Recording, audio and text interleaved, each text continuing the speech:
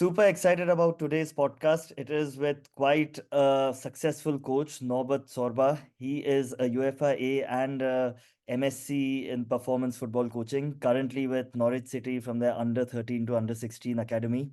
And he's also the first team manager of University of Roehampton and formerly with Chelsea FC. So, Norbert, thank you for agreeing to be on this podcast. How are you? And let's hear about your journey from you. First of all, thank you for having me, Ryan. It's a pleasure to be here, and thanks for taking your time. Very good, thank you. It's end of the season.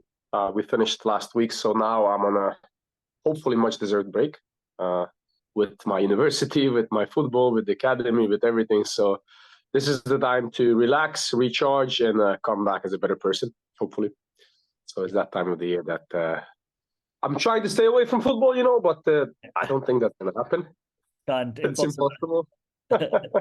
Right. Yeah, So it's impossible. what's your journey been like so far? Very interesting. My journey is quite new as well because I came in 2018 and I came as a coach out of nowhere on amateur levels, grassroots levels. So I didn't play pro in England. I didn't have any connections. So I tried to work myself up to where I am, and obviously my journey is still fresh. And I'm still learning a lot. I'm still a very unexperienced coach considering the coaches out there with their experience. But I bring a different variety of experience. And I worked in hospitality for many years. I had my own business when I used to live in Canada. So people skills and people management is something that I bring away from football, but into football, if I can say that. Yeah.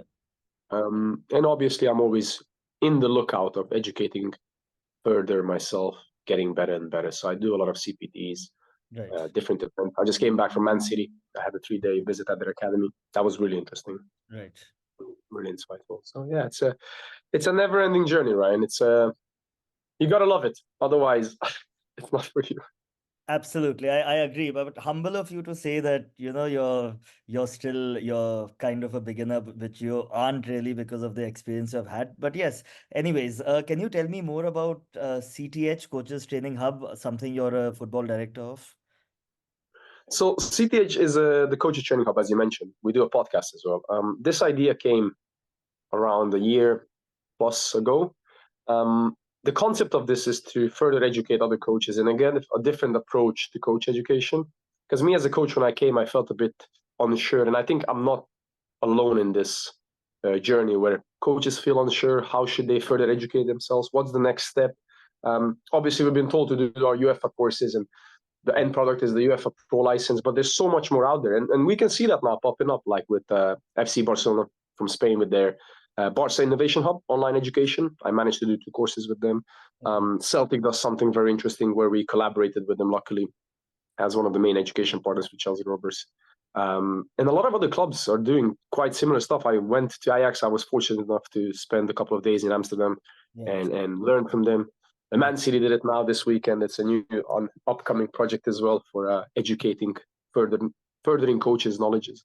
And so the basic, I would say, aim of CTH is the way we started it, and it's still in the beginning, in its early stages. So as everything else in the beginning, it's very difficult. We want to focus on the Asian market where we would like coaches to come over to England. We would like to help them get their licenses, get the level 1s and UEFA Cs. Hopefully, further down the line, their Bs and God knows As. But CTH and Chelsea Rovers together has came up with this idea that, all right, we'll help you get your license, but we'll also give you a club to coach at and experience what you study. Because when you do your licenses, for example, you read a book, right, and you learn, but you need to apply that knowledge. Yeah. So read 10 pages, apply the knowledge. And this is where CTH came in. So yeah, it's a very exciting and interesting project, to be So honest. you're giving a practical experience basically, which is of course unique, and your website also looks amazing. Yeah, thank you. Still a long way though, but yeah, this is what we're aiming for. Hopefully, we can open our doors to other coaches and help them evolve. Yeah. Right, you're a busy man overall. So you're running the CTH. You're also working as a coach with Norwich City. You're also a first team manager for university, and you mentioned Chelsea Rovers, which you're also a co-owner and club manager of. So how do you get time to fulfill all these roles effectively? Because these are 4 roles Uh, technically. well, it's a bit misleading because I'm not alone in this. I have wonderful people around me that help me, Yeah. and I've been fortunate enough to build a really good team of coaches and people that are part of the club at Chelsea Rovers, who Right. also, when they started this journey, were like me on the beginning. So Right. um, I saw that enthusiasm, that knowledge, that passion in them, and I said, guys, just come on board. I'll help you. I'll help you learn, Right. and these good people help me as well grow. So we divide it. We do workload management. We give each and every person different responsibilities, and it's not easy. It's a Mhm. 24/7 job. Yes. I've been told to switch off my phone certain times of the day, but I Right. cannot. So So I think you're enjoying your break then currently. I am, but I'm also kind of itching. It's weird now not getting messages and emails as much as before. I think it's good, but you know what, Ryan? Like even now, and I think even down the journey, down 10 years from now on, I will be making mistakes with my club, with my projects. But the important thing is that I reflect on them and we sit down and we talk and we say, okay, look, this went well, and I think this we did good, and we could keep going, but here we need to change. And yeah, it's like a never-ending journey, a cycle. And what's another interesting thing you've done is that you've run a program for coach education offered by a big Spanish club. So can you tell us more about that? So that's also something to do with CTH. Apologies. One of my really close friends and one of the great guys that also work on CTH, Mr. Soo Park from South Korea, he managed to get in contact with one of the people at Sevilla, the academy. And after a great discussion and a lovely meeting, we have came to conclusion that we can send over some coaches to Sevilla in Spain for a certain price, so they can spend 2 weeks with their academy, shadowing their academy coaches, living in the environment created by these amazing coaches from Sevilla, and come back with priceless experience and knowledge. So at CTH, we offer different programs and we try to open our doors and not just say this is our way and we're going to educate coaches this way. We want to connect all the education opportunities out there and put it under one umbrella, which is kind of CTH. And that's what we are trying to do with Sevilla as well. So that's also interesting, exciting project. So being so involved in coach education and study visits, why don't you tell us more about what it was like at Manchester City? What was it like at these big clubs that you have been at? Wow. I mean, Man City is amazing. It's a different world. Their academy is like you feel like in a little town there, but it's massive. And these people are so humble, so open minded. They're everyday people, but their egos are low. They're like this. They allow you to ask a lot of questions. They answer all your questions. They're very open to change because as the game changes, they understand they need to change. So they will not neglect new ideas, and they like people thinking outside of the box. I'm not saying they'll take on board every new idea, but they will consider it. They will go for it and they will consider. They will say, "Okay, Ryan, you know what? We like what you said. We think this fits. Let's try it. Let's see if it works." They won't say like, "Ah, no, it's okay, but we do our things our way." There's a certain type of character that they're looking for. Um, Very humble, respectful people, hardworking, enthusiastic, open-minded. But at Man City, even at Chelsea, when I was at Chelsea Development Center with their foundation, even at Norwich City, everywhere I go in these big clubs, if they see a good character, someone that they can invest in, they would rather choose character over let's say qualification. Yeah. Yes, you have to have a certain amount of qualification, but uh, for example, you'll have a UFB and I'll have a UFA, but you are so enthusiastic, you want to learn, you don't mind traveling long distances, doing long hours. They'll say, you know what, Ryan, we'll choose you over Norbert because we see something, we see potential in you, and we can invest in you. And this is what professional clubs do better than other clubs, and I think that's why they are where they are, especially Man City as well and Norwich as well. Like when I joined Norwich, I was on my UFB, and I just finished my UFB, and the opportunity that they gave me, I'm very grateful. It's amazing. Ca- Because to be Characters in huge. an academy, yeah, to be in an academy, you have to have a UFA license at least. They will consider below that, but it's really really difficult, really difficult. So I'm very grateful for that. Yeah. It is characters huge, and that's why I think you have so many top people at these big clubs. Such interesting people. And now, from a club administration point of view, so you have successfully planned a pre-season in Serbia. Now, preseason is so important. It's like the make or break of a season. So, what are some important considerations when planning a preseason? Oof. Plan it as soon as possible. Don't wait last minute. I hate that because Yeah. there's so many things behind it. But just to summarize it, I would say the main focus of a preseason should not be tactical.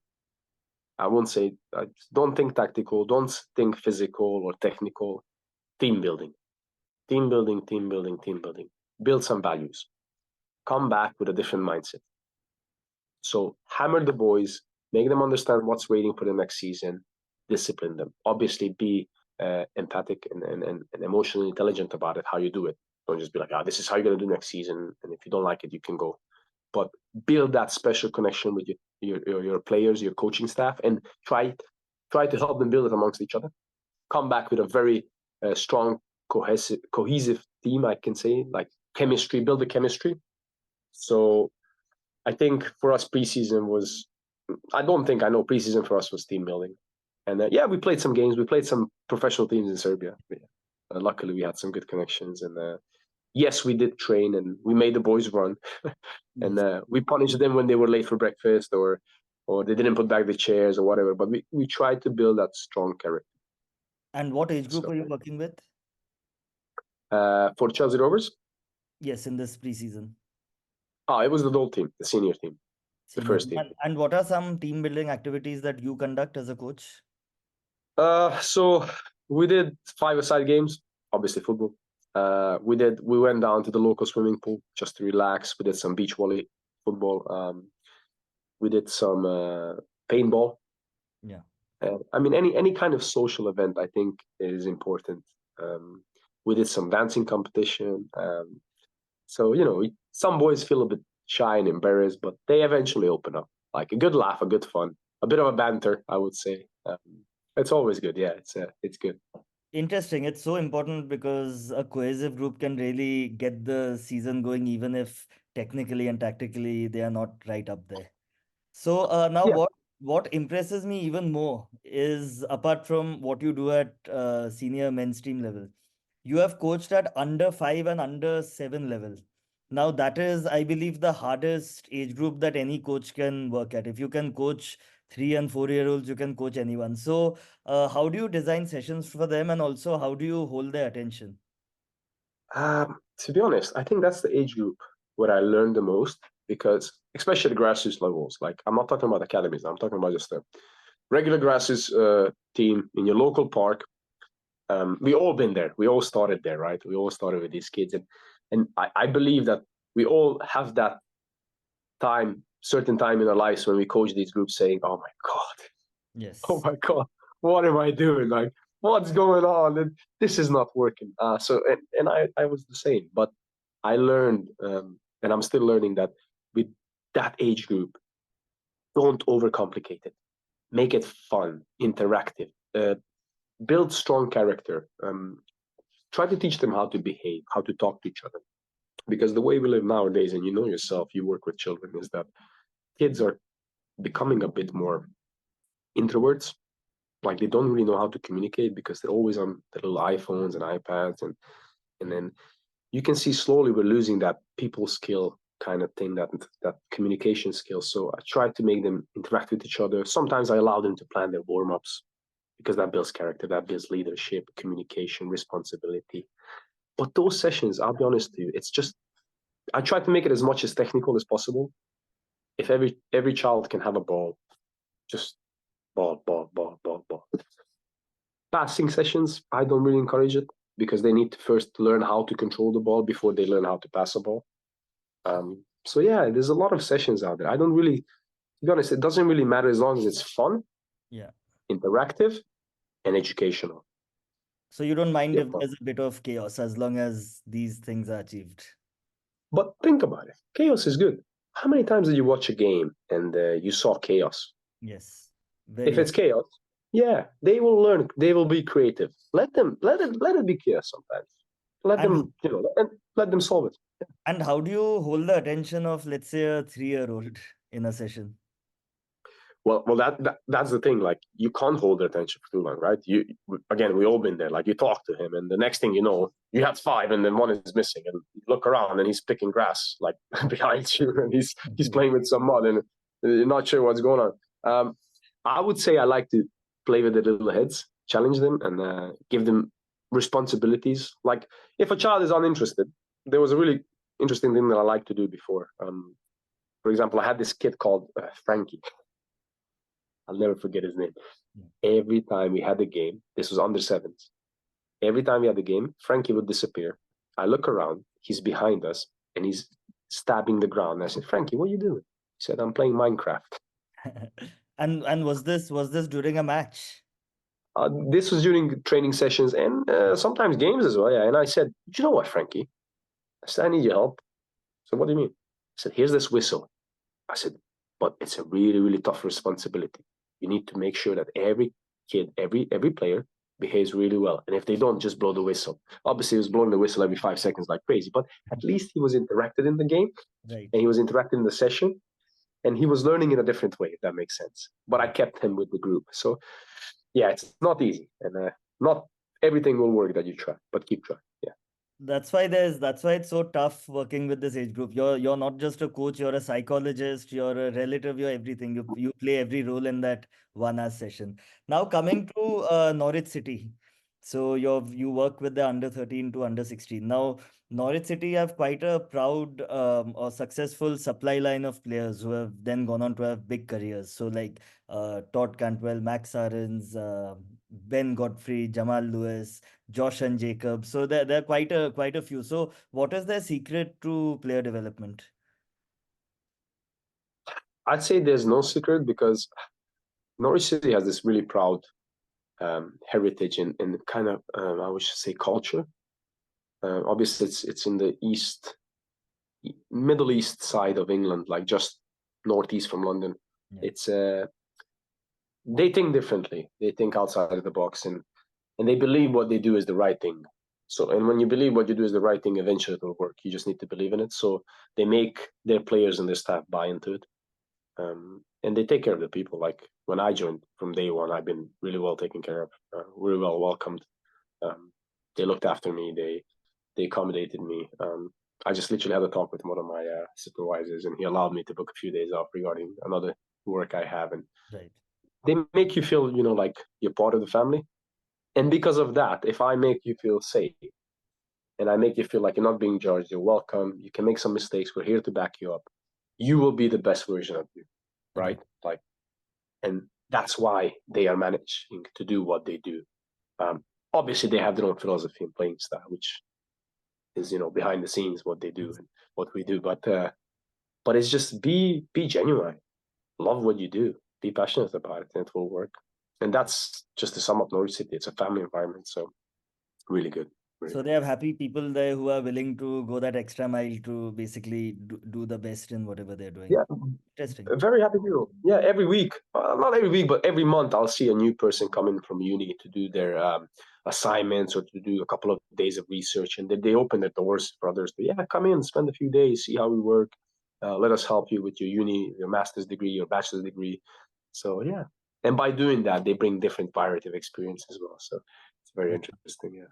And what is the life of an academy player generally in England in across different age groups? I would say it's not as easy as people think because I would say it's easier to get into an academy than to stay in and live the lifestyle of an academy player. Because once you become an academy player, once you wear a badge of a club, you have a huge amount of responsibility. And kids nowadays with their TikTok and Instagram and Snapchat, they have to be really careful what they post because uh, there were cases in the UK where some players posted some stuff and on social media they'll attack you straight away if you're not careful. And these are young guys, 13, 14, 15, 16, or 17 that they are still building their career, and unfortunately because of that it ended. Um, So you these mean players are. Mm, you mean fans of the club having a go at youth players as well, just because they're a part of the club they support? yeah, you have to behave when you wear the badge. But even when you don't wear the badge and you build up a good reputation, they know who you are. You got to be proud of who you are. You got to respect. others. You're gonna carry yourself. You're a role model. Like Yeah. if people look online and they say this is how an academy player behaves, they're gonna do the same because they don't know better. Yes. So now you're representing yourself. You're representing the football environment, a professional football player. So it's not easy to be an academy player. Um, it's not enough just to come to the academy and train. We always encourage them to do extra, because you gotta have football every day in your life. But they're spending some long days and long hours at the academy. They'll come in midday sometimes, and they'll go home at 8 in the evening. They'll have 2 sessions, and they'll have education. This is really nice, the setup. So if they miss school, they'll still get educated at the academy.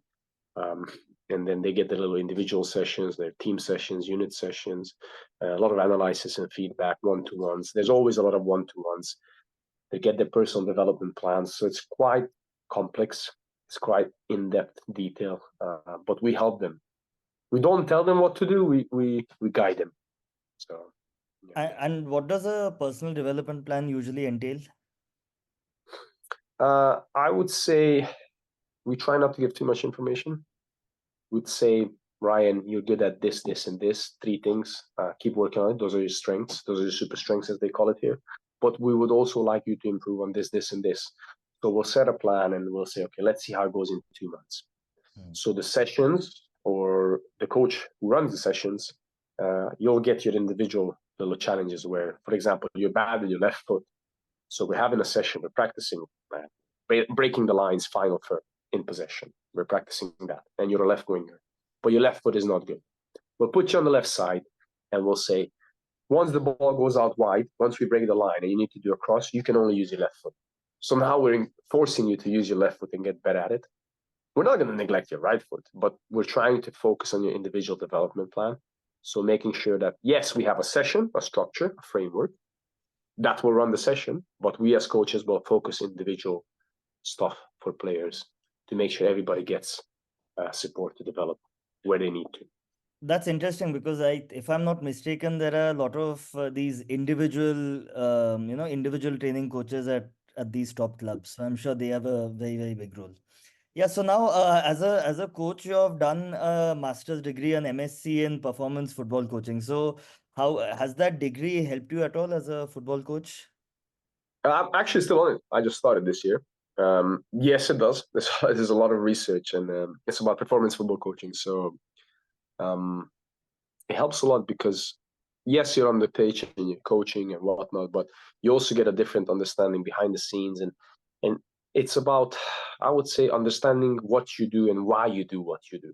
What's the effect of it? So with performance football coaching, with my master's degree, is okay. I'm doing a type of coaching style. Is it really effective? And if it is, why? And can I back it up with numbers? So I got hard evidence on black and white. So this is really important for me. So I'm trying to do actually research about the importance of emotional intelligence when it comes to performance of players. Because the mental and the psychological side, I think it's being a little bit neglected when it comes to football. Because all of us are so tactical, technical. But do we actually think about who are we coaching? How do they feel? How can we make them feel good? And then they can play good. So hopefully this will become more and more spoken about. Yeah. So that's what I'm trying to We change. are coaching human beings at the end of the day. And what are the course contents generally in that on that MSc? On the master's degree. Yes. So I have 3 modules. I have 3 different tutors. Very nice gentlemen, very smart and helpful people.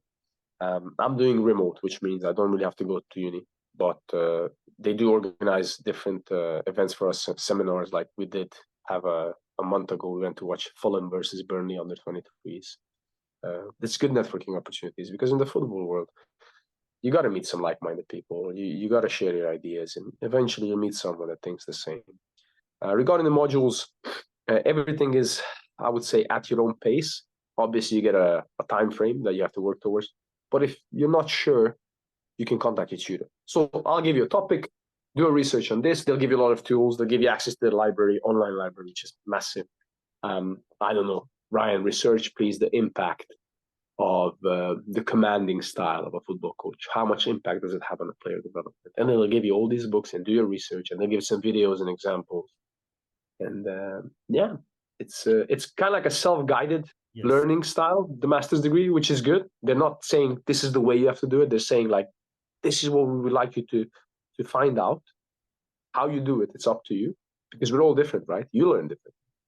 I learn differently. So I really like the flexibility of that. Yeah. That's good. So it's quite task oriented and student led in a way. That's interesting. And now this was a fantastic podcast for sure. We have a routine. So just before I let you go, what are your plans for the future individually? Our plans for the future. Well, I'm starting my UFA in January. Um, I'm gonna actually visit India in January, if I'm not mistaken. Visit one of my good friends. It's regarding football and work. But I don't like saying football is work. Football is just like if it's work, then I'm not liking it. So I can't say work. But my plan is just to keep learning as much as I can, keep getting better. Um, that's it. Just keep enjoying, helping others. Just help others. Let that be a coach or a player, especially coaches, because coaches are the ones that will create good players. Better coaches create better players. So just keep being the best out there. Brilliant. Wish you all the best with your with so many roles that you do right now, and hopefully, you build on a lot more. And yes, you will definitely have a quite a successful career. So thank you for taking the time out, Norbert. And yes, it was a quite an insightful podcast. Thank you. Thank you, Ryan. And thank you for your time. It was my pleasure to join.